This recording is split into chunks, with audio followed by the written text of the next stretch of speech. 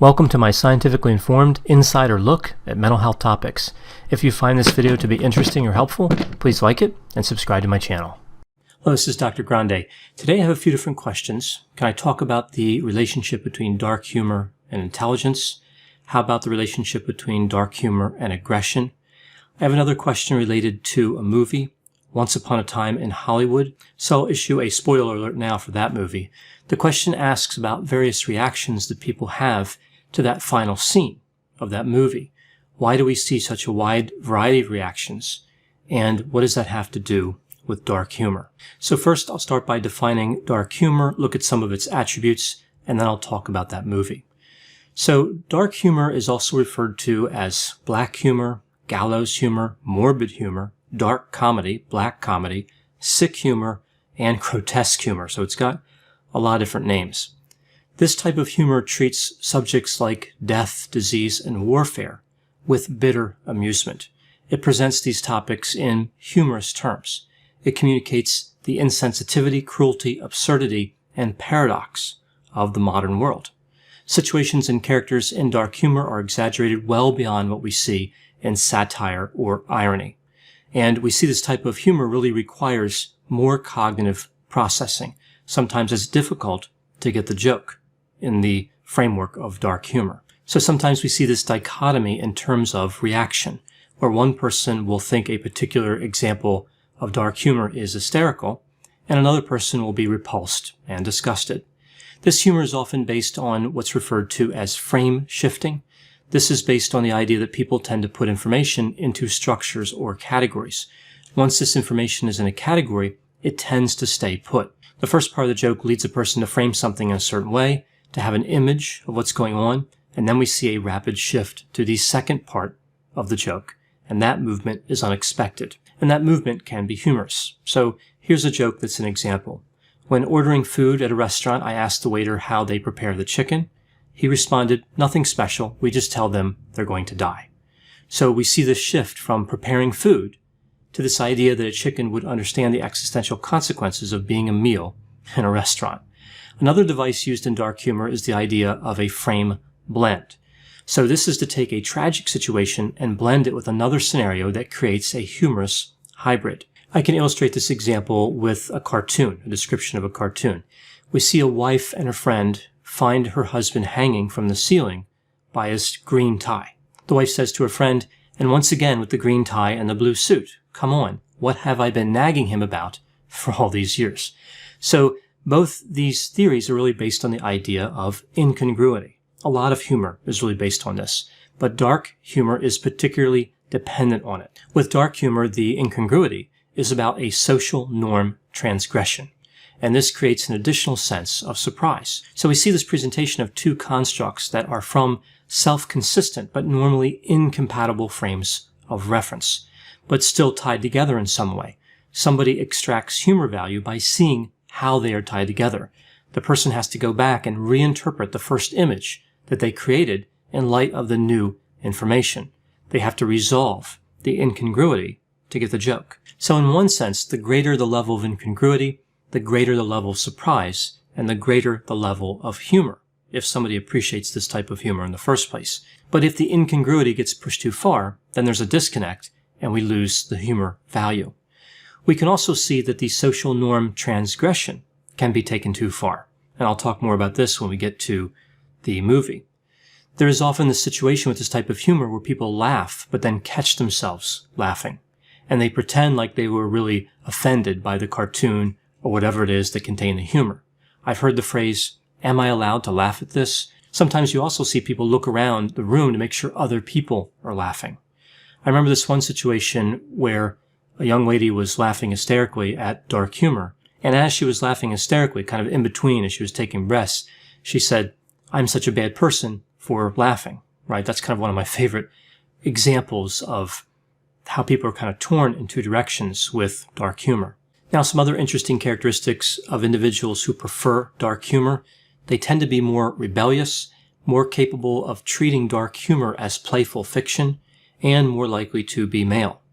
The gender differences are really even more interesting when you really dig down and look at the research. If you think about humor as having four characteristics: surprise, incongruity, Comprehension, and Funniness, we see some important differences by gender. Women, as compared to men, tend to be more surprised by dark humor than non-dark humor. Women, as compared to men, tend to rate dark humor, cartoons, as being more incongruent, less comprehensible, and less funny. So there are two major theories around this. One theory here is that women appear to be more sensitive to the transgression of social norms that is present in dark humor cartoons. Then there's another theory. Here, this is really about cultural expectations. Women are expected to be kind, friendly, and tender-hearted in most cultures, so they may be more likely to react to dark humor in a different way from men.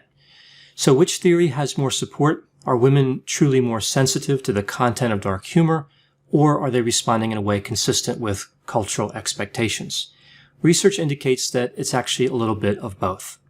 So we see this study in 2016 that looked at the relationship between dark humor and intelligence. They also looked at factors around mood disturbance and aggression as they relate to dark humor. I'll put the reference to this article and all the articles I used in the description for this video.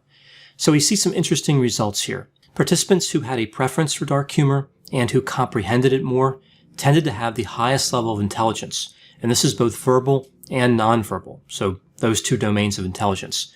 They tended to have higher education levels, a low amount of mood disturbance, and low levels of aggression.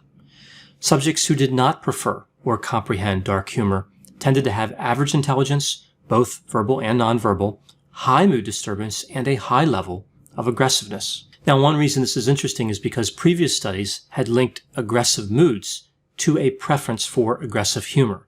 And aggressive humor is really a subset of dark humor. But of course, this study found the opposite. People who like dark humor are not aggressive. Now, the mood disturbance findings are really interesting as well. We see that if somebody's in a bad mood, they're less likely to appreciate dark humor.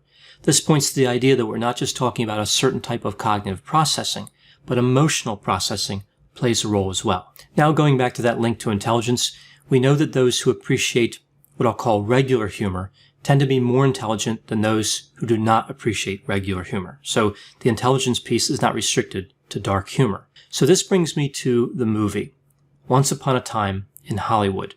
Now, this movie was actually fairly long and it captured a lot of different areas. I'm really focusing on the final scene as an example of dark humor. So to briefly set this movie up, we see this movie is about an actor named Rick Dalton, right? He's fictitious. He's really based on a few different people that are kind of put together. He's played by Leonardo DiCaprio. And we see his stuntman, Cliff Booth, also fictitious, is played by Brad Pitt. The story here really rewrites some history. We see that Rick Dalton lives next to Sharon Tate, played by Margot Robbie. Now, of course, Sharon Tate really existed, and in real life, she and 4 of her friends were murdered by 3 members of the Manson family on August 8th, 1969. 4 members were actually there, but 1 waited in the car. The murder is intended to kill whoever lived in the house that she was in.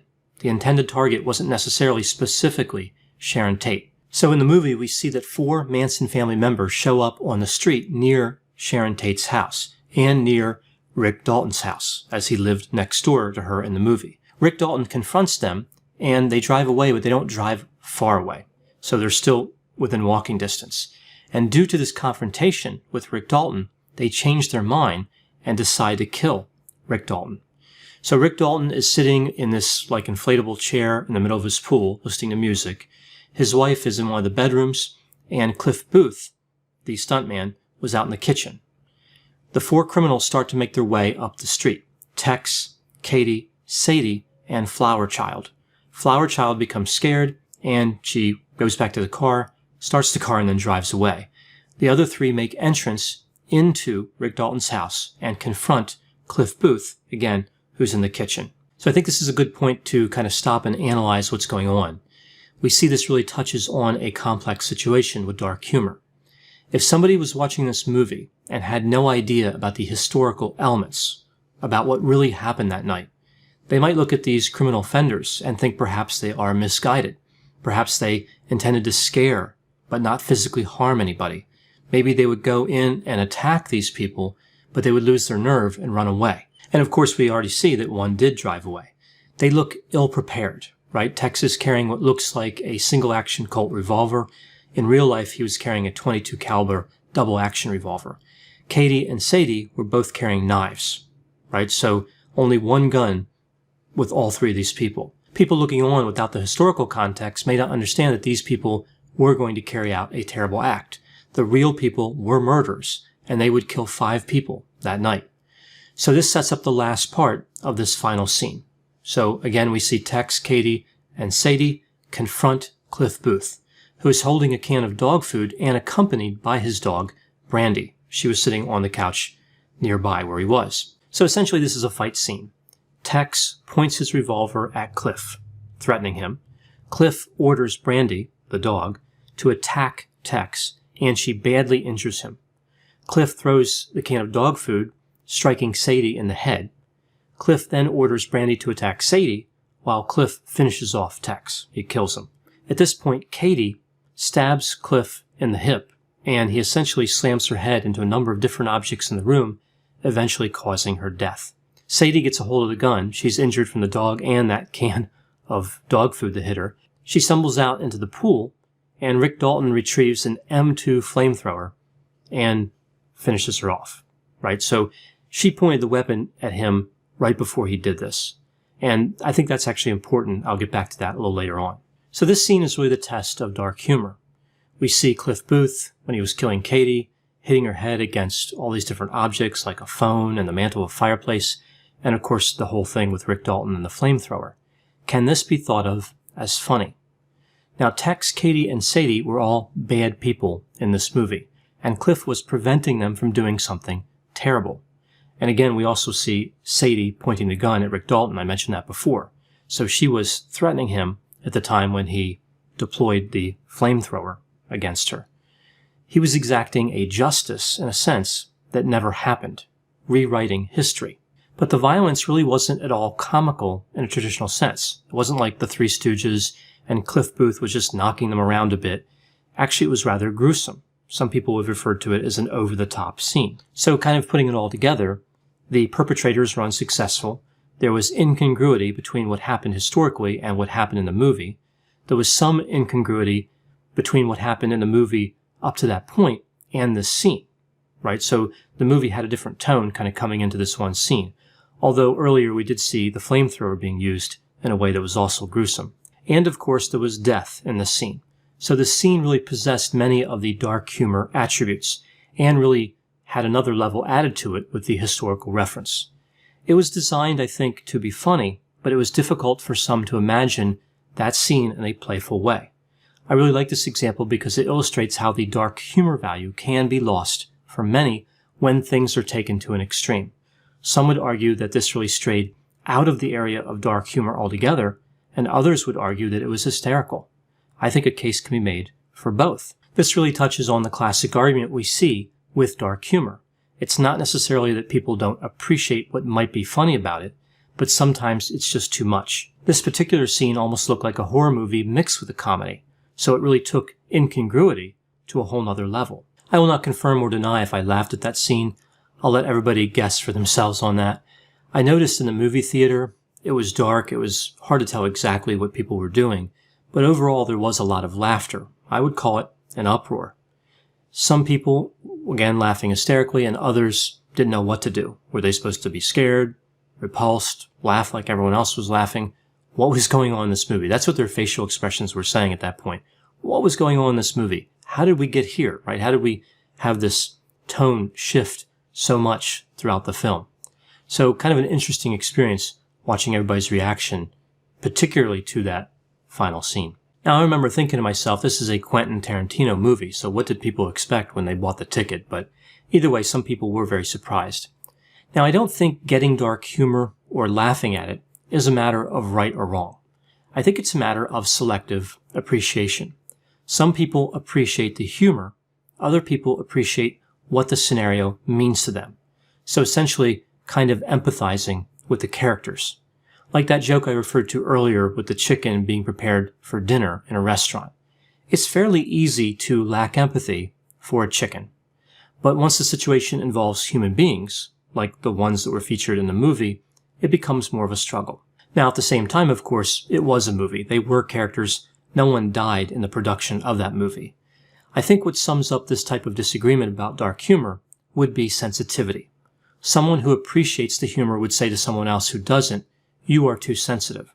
Someone repulsed by the humor would look at somebody who appreciates the humor and say, "You are too insensitive." Now, when we consider this scene, again, with the historical reference being so important, and with the characters' violence levels, their potentials being important to how sympathetic those characters would be, this is how we really see a lot of people who laughed because those people were evil and they were going to do something horrible, and we see a lot of people who are mortified because they didn't necessarily know the historical context. That was part of it. I think some people would have laughed anyway, and probably did, and some people would have been repulsed anyway, even knowing that those people were killers in real life. So again, kind of an interesting situation with that movie. It had several levels it really operated on in terms of exploring the construct of dark humor. So I'll end this video with a few one-liners from one of my favorite comedians, Stephen Wright. Now, Stephen Wright has some dark humor and some humor that's not. But either way, I think that the incongruity that he puts out there really kind of informs us about dark humor. They're good examples of that mechanism we see with dark humor. So I'll go through 3 of his one-liners that just stand out to me. The problem with the gene pool is that there's no lifeguard, right? That kind of has the twist to it. What happens if somebody's scared half to death twice? What I like about that one is he puts the incongruity in one word, right? So quite clever. And the last one is really about the emphasis. Do married people really live longer than single people, or does it just seem longer, right? So I think just a clever comedian. Stephen Wright really mastered the incongruity portion of humor in general and of dark humor. Now, I know whenever I talk about topics like dark humor, there will be a variety of opinions. Please put any opinions or thoughts in the comment section. They always generate an interesting dialogue. As always, I hope you found my analysis of this topic to be interesting. Thanks for watching.